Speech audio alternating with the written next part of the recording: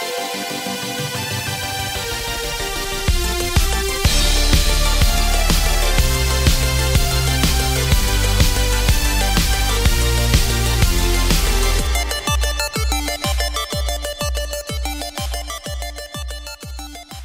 everyone, welcome back to the Sports Psych Show. Now today I'm speaking with Martin Bingisser, who is a hammer throwing coach and actually wears a lot of hats as an S&C coach as well. Martin, welcome to the Sports Psych Show. Hey, thanks for having me on, Dan. I'm really excited to have this conversation. Why don't we start by you introducing yourself to the Sports Psych Show audience. Take us through where you've been and what you do. Yeah, it's a bit of a, as you said, I wear a lot of hats, so it's not the most concise or easy thing to describe what I'm doing now, but I'll start with that. So as you said, I'm a hammer throw coach. I'm a Swiss national coach in the hammer throw. I'm based in Zurich, Switzerland. I also coach with the local club here. In addition to that, I run a coach's education website, HMMR Media. That's HMMRmedia.com. We got a couple podcasts. We've got over 25 coaches now contributing. Different articles from all different sports backgrounds, S&C, skills coaches from different sports, track and field. Of course, my roots being in the hammer throw, we get some content up on the track and field throwing events. So I'm coaching, I'm doing the coach's education bit. And then, unfortunately, being a podcaster or being a hammer throw coach is not yet a profession in Switzerland. So on top of that, I work part-time as a lawyer. Based in Zurich to pay the rent and pay the bills. So I'm combining a bunch of different things. But, where did that come from? I mean, my background is in track and field. I was a hammer thrower, still train recreationally as a hammer thrower. I was 9-time Swiss national champion in the hammer throw. I've been to the European Championships. Born and raised in the U.S. with a Swiss family. So I competed in the NCAA system, was an All-American there. Kind of came up through the ranks there. And where I really started to get into coaching and coaching education and understanding planning and periodization and getting really interested in that area was a chance I had when I was 22 to work with Anatoly Bondarchuk, who I'm sure we'll talk about later in the episode, but he was one of my first mentors and was Olympic champion himself, coached the world record holder, and I spent 9 years, so the big chunk of my career trained under his guidance, and that kind of really transitioned me from being a decent athlete to being a good athlete to also having an interest in how can I pay this forward to other hammer throwers and now to other sports. So I also do some work with rugby, do some work with sprinters and branching out and helping out with different sports and different types of athletes. So that's the Cliff Notes version. You're busy. In summary, I'm quite busy. I am, yeah, but it's fun. That's the thing. I think you talk to a lot of people, and they'll put in. I was talking to a baseball colleague when I was over in the U.S. recently, and he's working 80 hours a week, but he loves it, so it's not a pain. If you're pulling 80 hours a week for a job you can't stand, or you really fear going into the office in the morning, that's a completely different story. If you're motivated for what you do, and I guess goes to the psychological element too. If you're motivated and love and have passion for what you do, you're willing to put in that little bit of extra time, that little bit of extra effort to make sure it goes well. Well, it's interesting, isn't it, Martin? Because coming from the world of psychology, and we very much emphasise the welfare and well-being piece, and having rest and recuperation, and the importance of that. And I'm not decrying that notion by any means. But when you love what you do, when you enjoy what you do, I mean, certainly I'm up there with. It's not even working every hour that's sent to us. It's a jobby. You're always thinking about it. It's tough to switch off because you don't want to switch off. You want to think about it. So I don't find it particularly unhealthy thinking about it all the time and being immersed in it all the time. I mean, I read the newspaper and I'm thinking about how to connect that to the hammer throw and things like that. So you can't. I mean, you can try and switch it off, but it's really hard to switch it off. But that doesn't mean you can't have some boundaries. So I still try to. I'm home probably, during the week 4 or 5 days. I'm home, on time for dinner with the family. So one day I might be a little bit late, but we're always eating together as a family. I try to limit the number of hours I'm working at home. Weekends, Saturday, I try and keep open as a family day. And then I also try and integrate my family in what I'm doing too. So my daughter comes to training with us a couple of days a week, and she loves it. She runs around. The weight room's like a playground, and my athletes know not to drop the weight when she's running around too. So it's a safe environment, but I think you have to figure out a way you can combine your passions too, so that you can double dip a bit and you're not sacrificing one thing for another, that you can try. Ultimate balance is really hard to get, but you can get some type of balance if you work towards it. Yeah, and also it sounds like you've got the strategy of integrating family life into the profession as well, with your daughter there running around the gym. Fantastic. And I mean, a quick question and a side question here, I suppose, is on this notion of being immersed in your profession and having the capacity to switch off. When you reflect back, being a hammer thrower at a top level, an elite level, were you always immersed in that? Did you have the capacity to switch off? Something I work on all the time with clients is this capacity to actually have that rest and recuperation and switch off. Was that something you found easy as a competitor, or not so much? I did. I actually found, but I needed to. My natural tendency is not to shut off, and I think my worst years of training were when I focused on training 100%. I did nothing else. I was only doing training, and it led down a bit of a bad path where you have a bad training. And you're doing 2 sessions a day, the morning session's bad, and you have 6 hours for the afternoon session, and then you just spend that 6 hours nitpicking what you did wrong, this and that, and you put yourself in a hole. So for me, I've had the best training when I have a bit of structure around to do something different. So when I was studying in law school, that was very intense, but it was quite good because I would go train for a couple hours, and then I would go study for 3 or 4 hours, and they both complemented each other because when I was studying, it forced me to think about something different. And when I was training, it forced me to take a break from studying, because I also had classmates who would study 18 hours a day.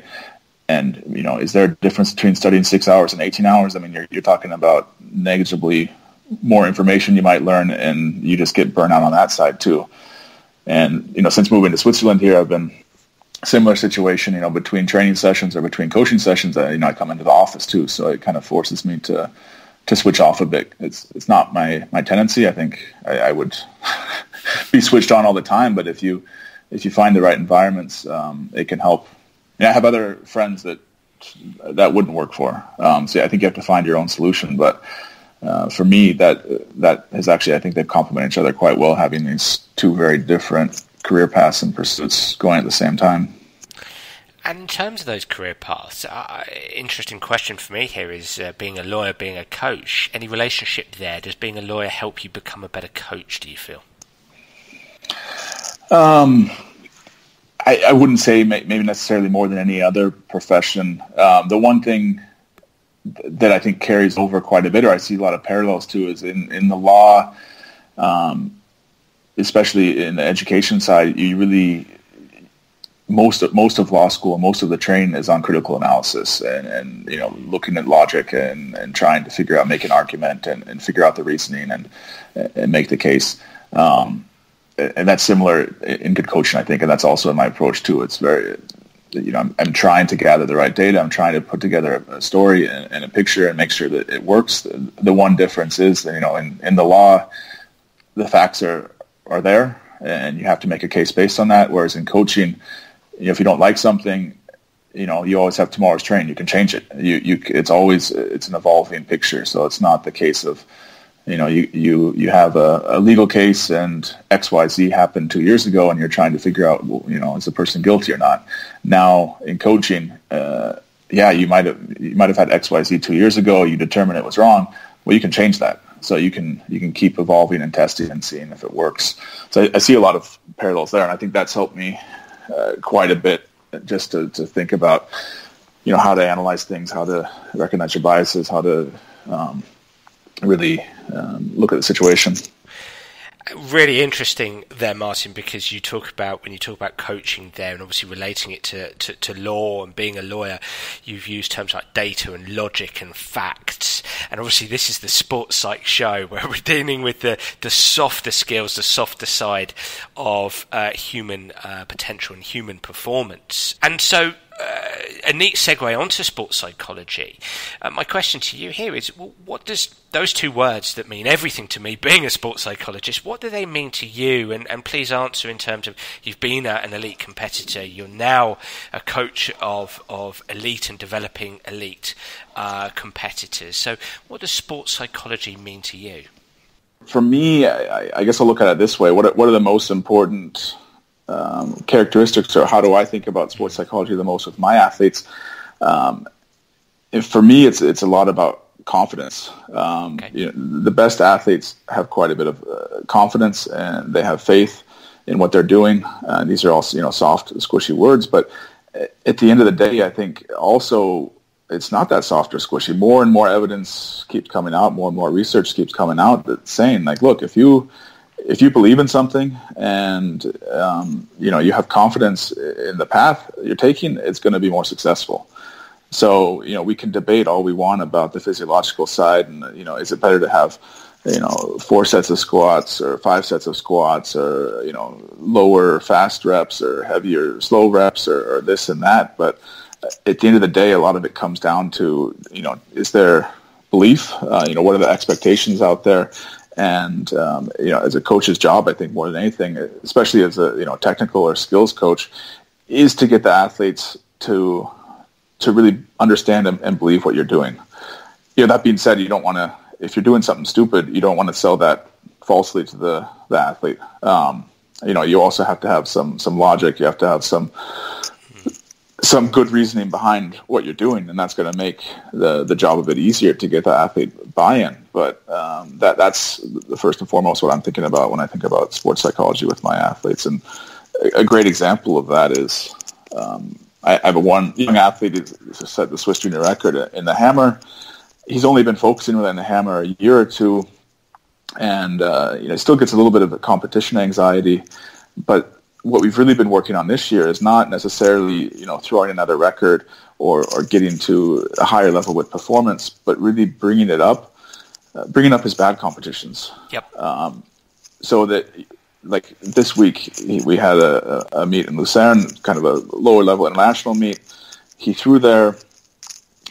Technically, he looked terrible. Physically, he wasn't 100% fit, but he was 10 centimeters from his personal best, which, that's in the hammer throw, that's nothing. And for me to go to him after the competition, he was not really happy with how he performed, but we take the lesson away that, look, you can be in terrible shape and you're 10 centimeters from your best.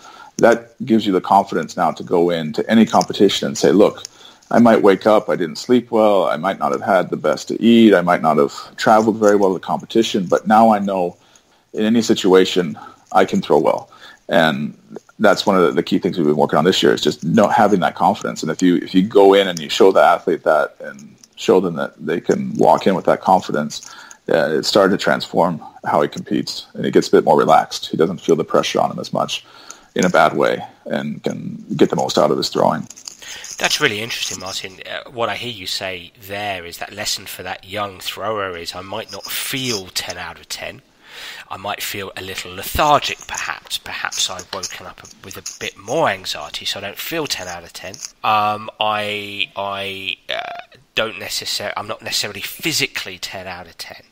But as long as I do the right things, or strive to do the right things, whether that's technically, strive to do the right things from a routine perspective, strive to think in the right way, then I give myself a great opportunity to still throw close to my best, or maybe even beyond my best. Yeah, I mean, let's be honest. Like we're never 10 out of 10. So that. Young athletes, I think, have to realize that. They always want it to be perfect conditions, perfect weather, perfect stadium, perfect physical fitness and everything, but that's rarely or never going to happen. So that's a huge lesson for athletes to learn, is that it's not going to be perfect, but it doesn't have to be perfect. You never know quite what's going to happen. Maybe you have 5% less power output that day, but you manage to hit a little bit better position and it goes further.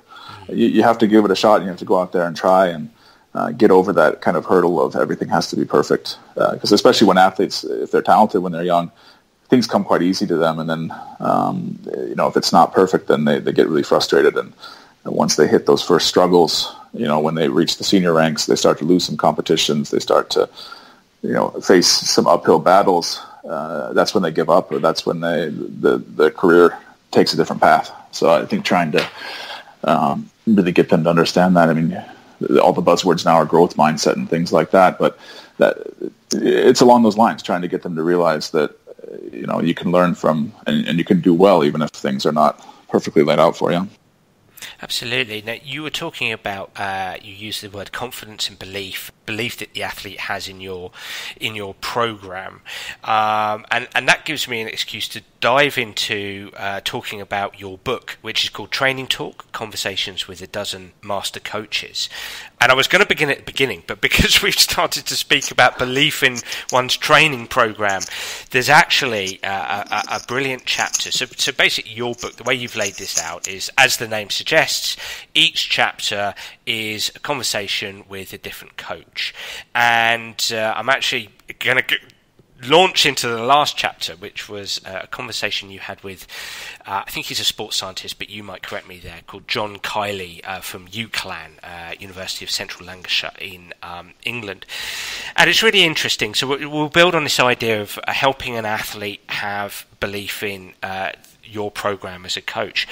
And you talk about this with John Kiley, and he says this. I'm just going to quote from your book because I think it's a really pertinent quote, and I'll get your comment on this. He said, "You might have the best, most scientifically validated and most carefully considered training plan in the history of sport, but if your athletes don't believe in it, they won't fully commit and they won't fully benefit."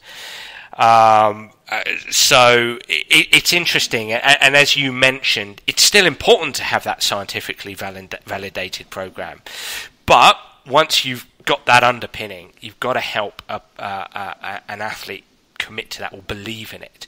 So I suppose my question for you is faced with that, how do you do that? I mean, John Kiley talks about giving players, athletes a sense of ownership. How do you help players believe in your program? Well, a couple of things. First, and John's been a huge influence, a mentor on me, and I've had the pleasure to do some presentations with him, and just recently at Fern Gambetta's Gang Conference, we presented on this topic. We did a co-presentation. He's up, as you said, Central Lancashire, part-time. He's similar to me. He's got a part-time appointment as a lecturer there, helps advise their doctoral candidates, is working on his PhD himself, and then he's also doing a lot of coaching on the side. So he spent years as the head of strength conditioning for UK Athletics, worked a lot with Irish Rugby, worked with Egypt in the last Football World Cup. So he's got kind of, a foot in both sides on actually coaching day to day, and on the sports science side. I mean, for me, one of the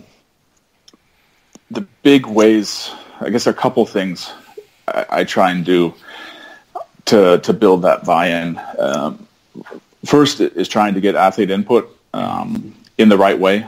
I mean, as you said, you don't want to just have a completely non-science-based program. If someone comes to me and the athlete thinks that running a mile every day is going to make them a better hammer thrower, it's not my job to take that and put that in my program because they'll believe in it. It's my job to try and show them and help them believe in what actually will work, because that's an endurance. It's going to hurt fast twitch muscles. It's going to have all kinds of side effects and adaptations we don't want. So you want athlete input, but that doesn't just mean going and asking the 10-year-old in your training group, what do you want to do for training today?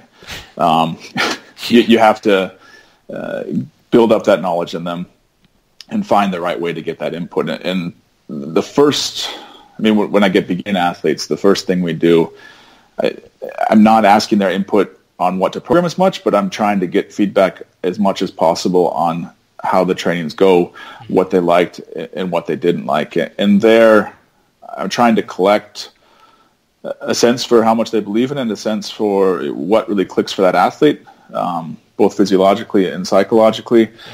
And I'm trying to get them to be reflective. I think so often as coaches, we give the training program and that's it, and we don't really force the athletes to reflect on it, and that's a skill, reflecting. And you'll notice this if you have beginning athletes and you ask them how was training, they'll say, "Yeah, it was good."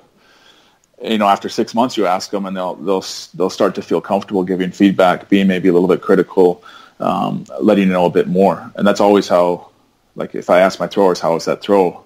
they'll shrug their shoulders when they're first starting. But, after a year or two, they really start to say, okay, well, I felt in the second turn that, I lost a little bit of connection here, and the rhythm was a little, it's a skill just like anything else, and it has to be developed. So that's one of the areas where I start. Also key is the training group dynamic. If you're a beginner and you come into a group and, you have a bunch of older athletes who've been through the program and get better and believe in it, your default is going to be to believe in it too. So, having those athletes around that have been through it and kind of show the path to success is important. And I had a young athlete she's not really throwing that far, and she was having a bit of struggles of, am I going to get better? How is this going to be? And I said, look, our best athlete in our group, when she was your age, she was throwing even less, but she's been training now 7 years with us, and she's getting better and better and better. And, having those examples out there to show that it works can be key.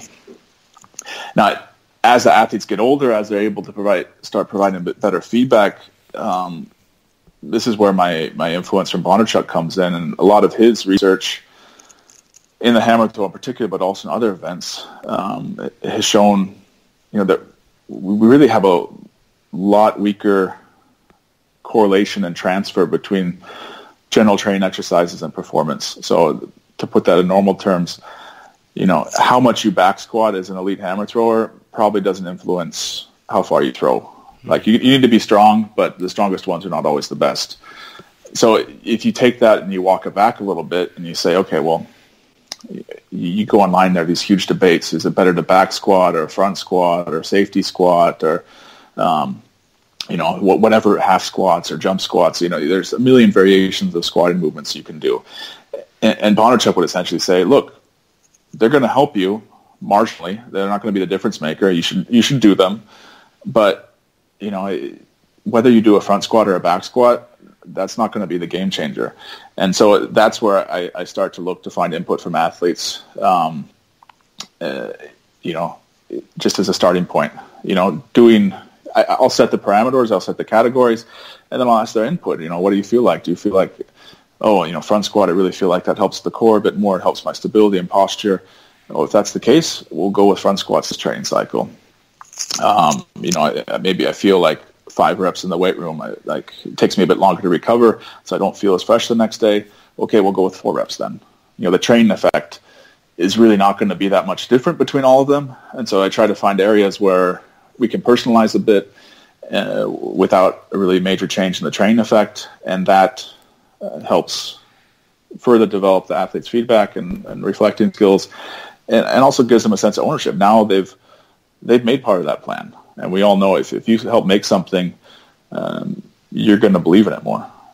You're going to be much more critical of what something else that someone else puts together. But if you made it yourself, whether that's right or wrong, you're going to want that to succeed. So those are some starting points for the topic. No, I think that's fascinating, and listening to you there, Martin, there's lots of things that come to mind, and I love your use of, as a slight aside for the main point I want to make, I love your use of models, so helping competitors understand the successes of others or the struggles of others. I mean, that very much comes under, as a psychologist, self-efficacy theory, which is, you gain confidence through vicarious experience. You look at others, and when others have had struggles, or you look at their successes and you feel they've done it, so can I. So I think that's, as a psychologist, I would be sort of inputting to you, saying, fantastic, you're really linking this to theory, it's great. But I think every time like an athlete has a young athlete, when they have a bad train, they think the world's going to end, and so being able to show them, you could sit down and you can talk to them forever and tell them this is how it goes. Training's not linear, it goes up and down. You can explain it over and over, but you just can't grasp it unless you see it or unless you feel it yourself. And so that's, having those examples to point to help things quite a lot. Absolutely. And I think the main piece there, what I loved about what you were saying, is this reflection piece. It sounds to me that a mainstay of what you think a coach's responsibility is, or part of coaching responsibility, is to help your athletes self-reflect, and that goes across the journey, because it could be a very young athlete, whereby you're just getting them to sort of buy into a program and just start that skill. It's, self-reflection is a skill, and you're helping them develop that skill. And at the beginning, it's getting a little bit of input from them, and they're not going to give a lot. But over time, that ability to develop self-reflection is vital, because you need to hear what they've got to say in order to help them develop skill. And you gave the example of squatting. Now, I'm not the expert there, but there will be different ways of squatting or different methodologies. Well, what works for you? What feels good? How can, when you do this, what helps you develop this skill and, helps you compete better? So I think that sounds fantastic. That sounds vital. The one question I've got for you there... Just to add to that, the question, it's a perfect point. You have to lay the groundwork beforehand. It's a skill, and I think you see quite often, I think everyone would agree you need athlete input, but too often I think we go and we say, okay, well, this year I need athlete input, but if you haven't laid the groundwork the last year or two to get there, your athlete input's not going to be very good. So you have to think ahead and say, well, maybe I'm not going to use the athlete input now, but trying to develop that skill.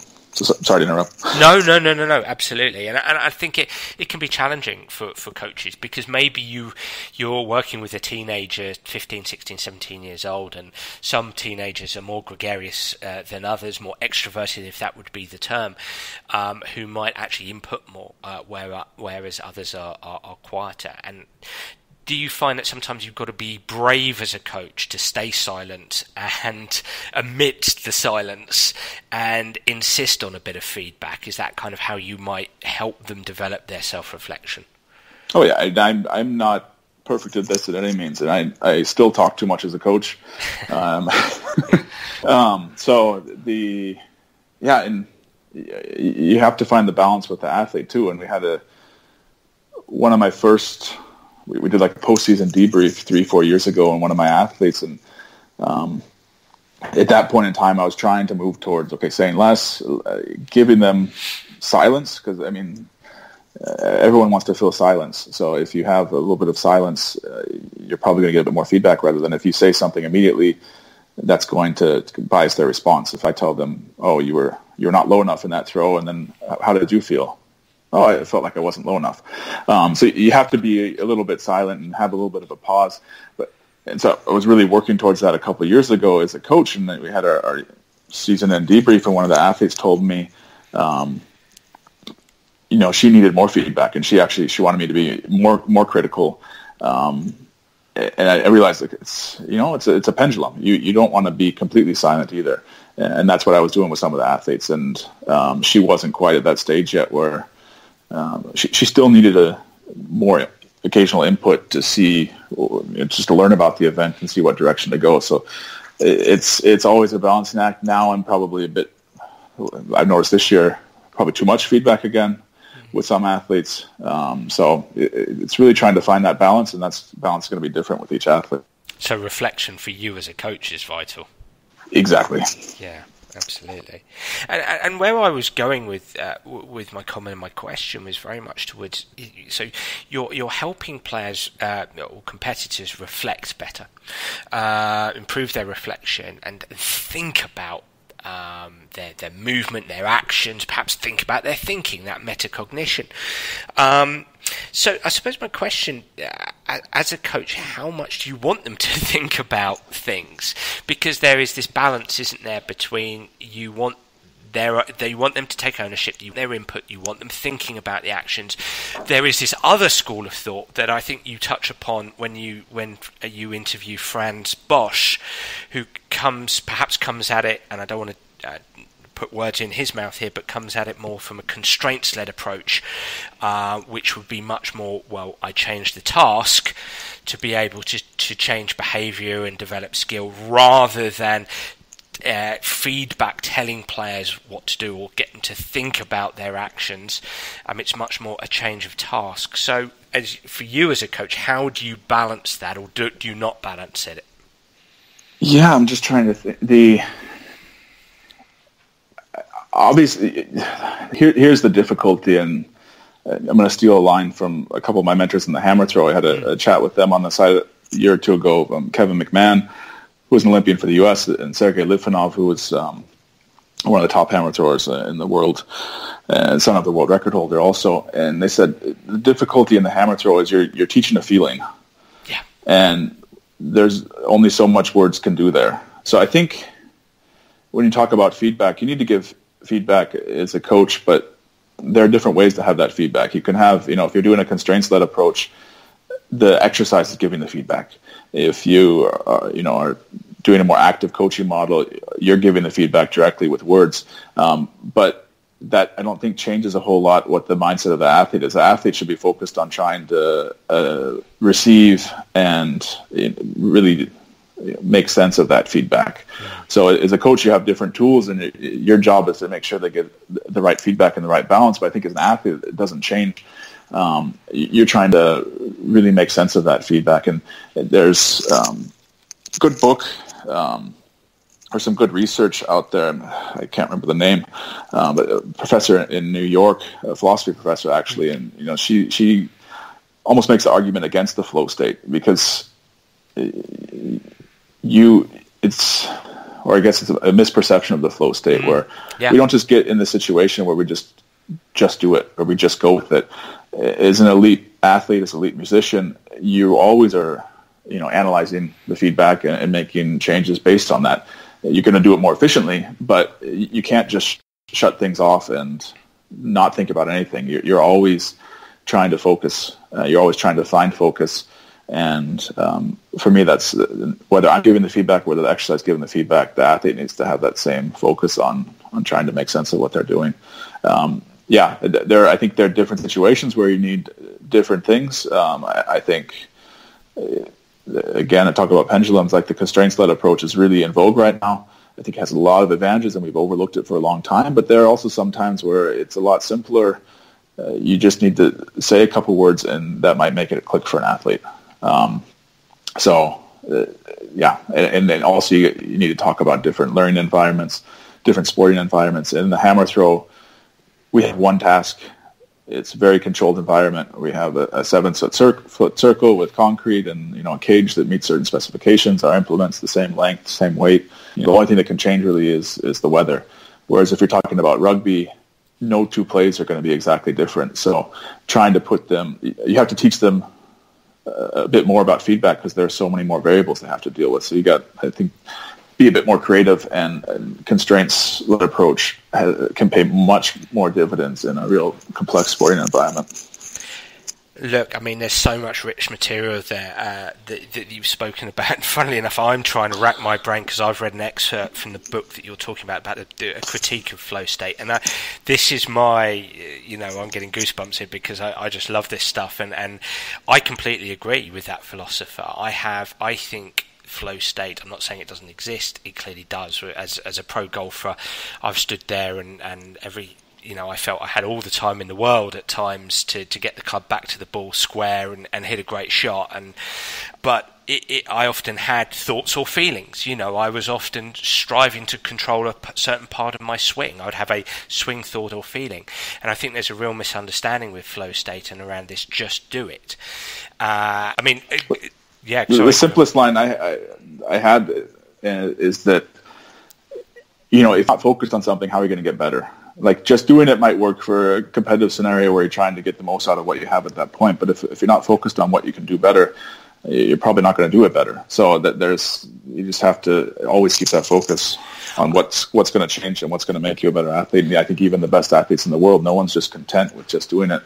They all want to be better. There's always, you could say this hammer thrower has the perfect technique. I guarantee you when he goes to train, he's trying to do something different or better too.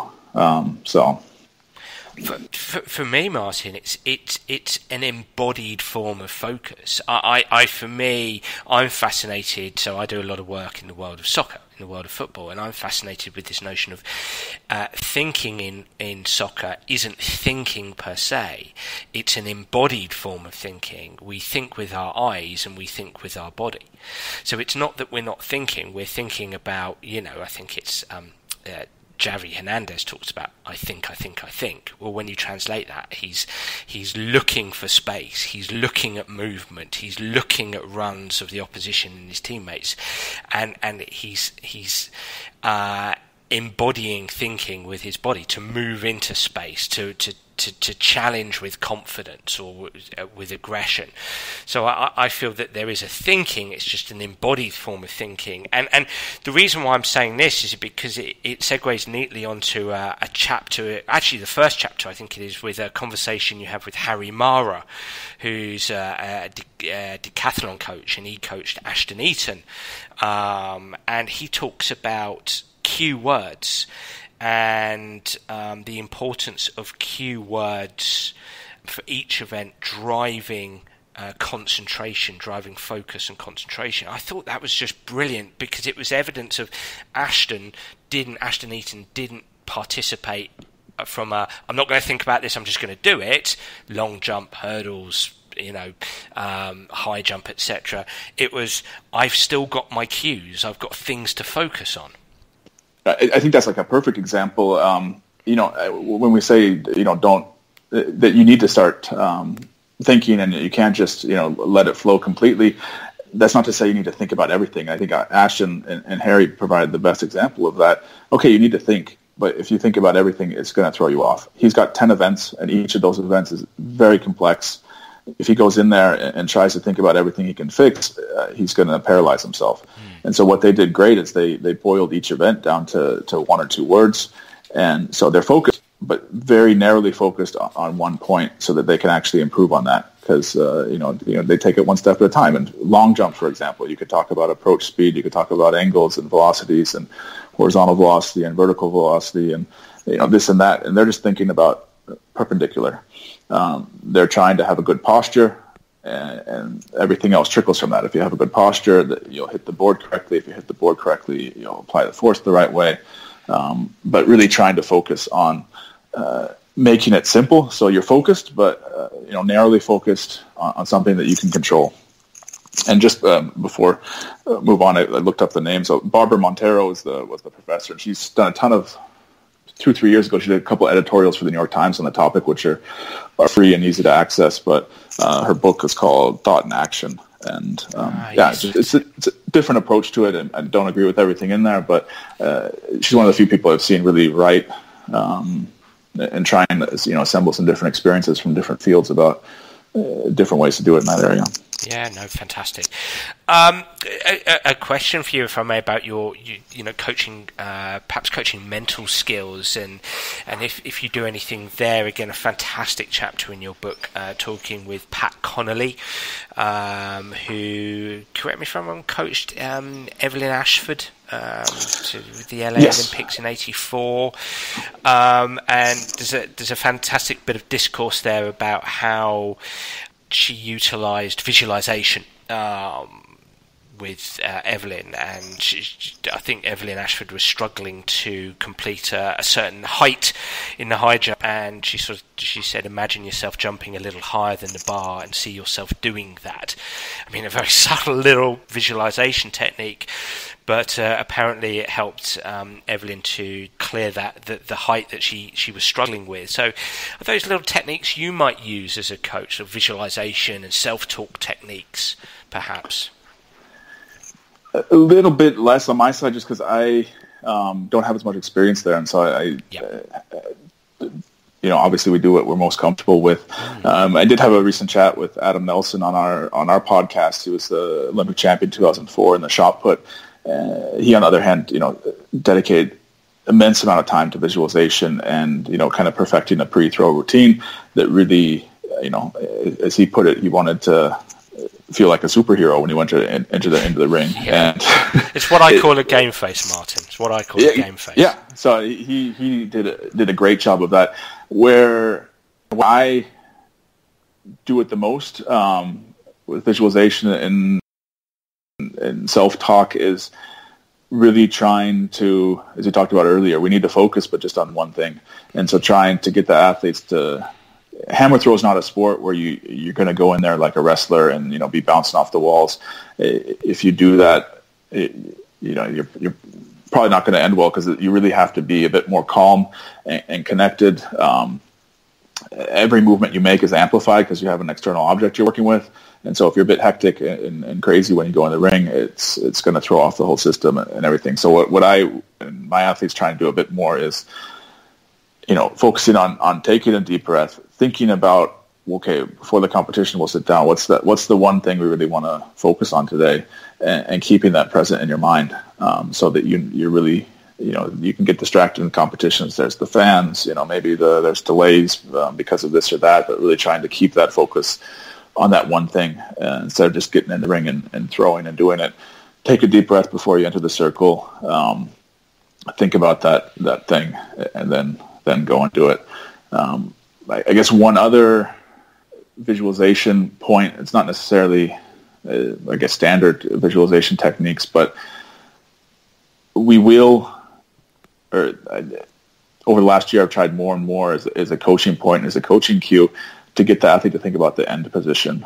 So rather than talking about, okay, do this with this foot or that with that knee, and try and mold the starting positions to get you there, tell them, hey, when you release the hammer, be balanced on both legs. And this, a lot of times that works. The athletes will self-organize to find a way to get there. And so trying to think then to visualize about what's the end result technically can help out. And that's been an influence from Jean-Pierre Egger. He was one of the top Swiss throwing coaches, recently retired, coached world champions, Olympic champions in the shot put. And, he was saying, I have never coached the hammer throw, but, once I was working with this hammer thrower, and I told him, it doesn't look very balanced. Try to be balanced at the end. And it helped him quite a bit. And I was like, well, that's a really good point. Just simplify it and, just think about the end result. And that doesn't work in all cases, but it can be one tool you can have for the athlete. Absolutely, and it reminds me, if you're a golfer, just freezing your finish position essentially, and being balanced in your finish position, and it's really interesting, Martin.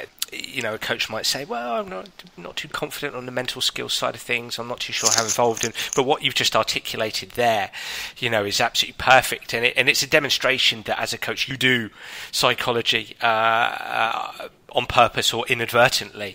I often break mental skills down into three to make it as simple as possible, and that's attention, intensity, and intention.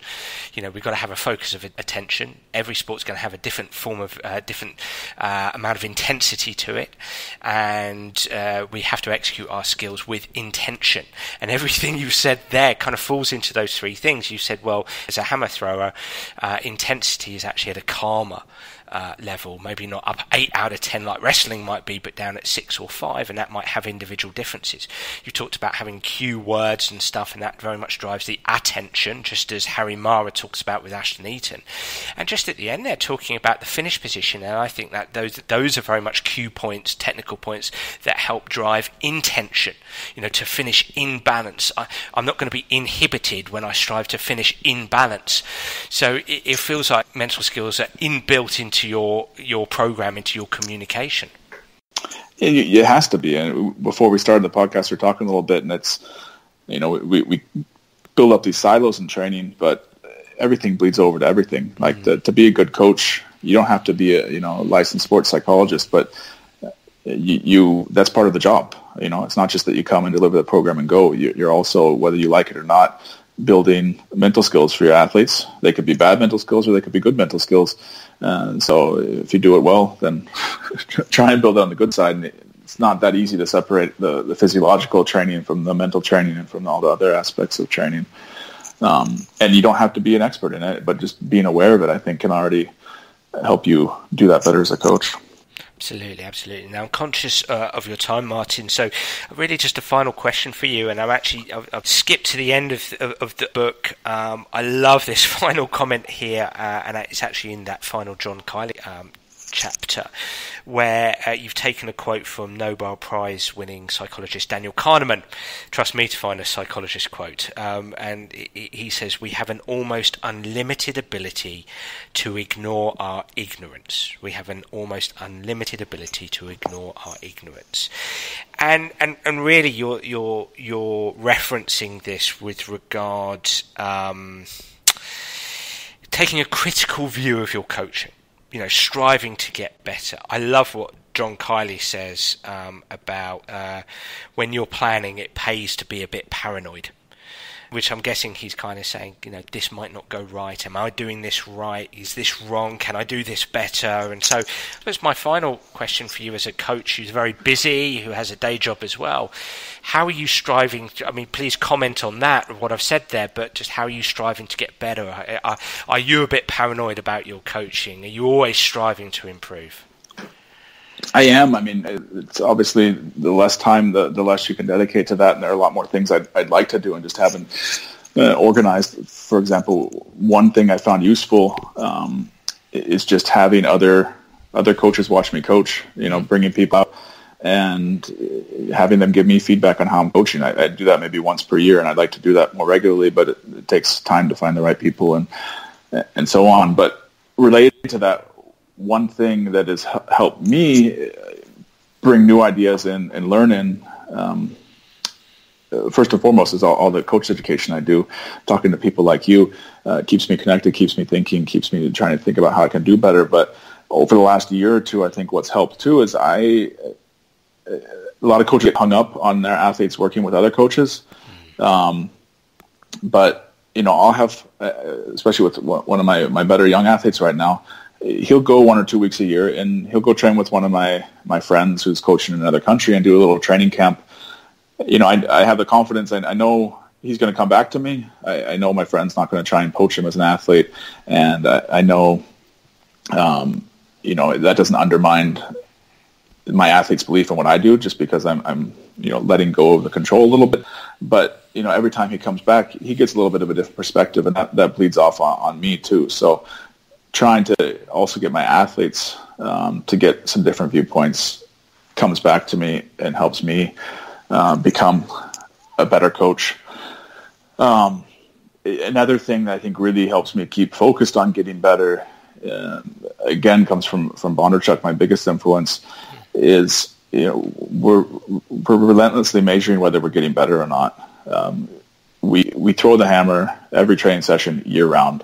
So we get to see, and we can pull out the tape measure. We have a sport that's really easy to measure, and we can see, am I throwing further or not? And that allows us to really see, is what I'm doing working, or is it not working?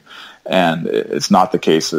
Other approaches to throwing, they might spend 3 months mostly in the weight room, and then 3 months, doing something else, and finally get to throwing towards the end of the year. And if what you're doing is not working, it's a bit late to change at that point. But it really focused year round on trying to see if you're getting better. If you're not getting better, you can change courses in the middle. So I think that really that's helped quite a bit, just to have that constant feedback, so we can make course corrections before it's too late. And the numbers don't lie. It's a very objective sport, so we can really get feedback that we know. Am I doing my job as a coach or not? Absolutely. Well, just as you're trying to get better, Martin, I know the audience of the Sports Psych Show will be trying to get better, and having heard what they've heard over the past hour or so, I'm sure they'll want to find a way to follow you, purchase your book, Training Talk, and perhaps get in touch. So how can they potentially do all three? You can get in touch, probably Twitter or Instagram is the best. On both of them, we're at HMMR Media. It's my site, but I run the social media stuff there, so that's spelled HMMR Media. Reach out to me there. I'm pretty responsive. If I don't write back in a day or two, be patient. I do write back to all emails, but I am reading them and checking them, so check that out. If you want the book is only available on our site. It's not up on Amazon or anything yet. I'll give you a link. You can put it in the show notes, but you can also find it in the store section of our site. As you said, it's called Training Talk. And we've got a ton of the podcasts on our site are free. The articles are free. But we also have video content, lectures, all kinds of stuff available for members. So check out the memberships on our site, because if you like some of the stuff we're talking about, we have 12 interviews in the book. We run 2 different podcasts, and we've had 350 episodes so far. So we've got a ton of different conversations with a ton of different coaches. So if you like that little taste of things, there's a lot more available for our members up on the site. As I mentioned, that's hmmrmedia.com. So those are the best ways to learn more and find out. Perfect. Well, Martin, thank you so much for taking the time to speak to the Sports Psych Show. That's absolutely brilliant. Now, everyone, I really enjoyed that podcast, and I'd love to hear what you, the listener, think. So please do get in touch via Twitter or Facebook or through my website, danabrahams.com, to tell me what you think of the Sports Psych Show. And if you do have any suggestions, I'd be delighted to hear them. Now, I'm really looking forward to next week's episode. Bye for now.